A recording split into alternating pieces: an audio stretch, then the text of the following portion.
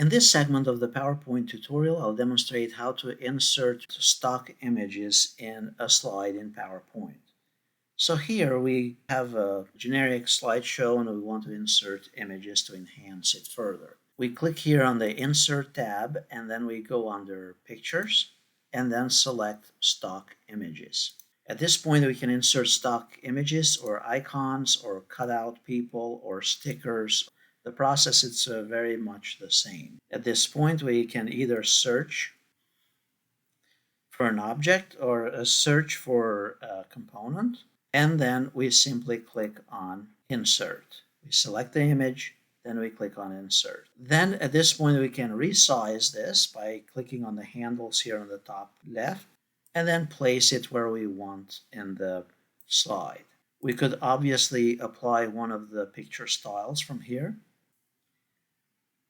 We could crop it, or we could apply one of the design themes on the right hand side as recommended automatically and pick one of those that meets your needs. If you like this video, please press like, subscribe, and then click on the bell icon.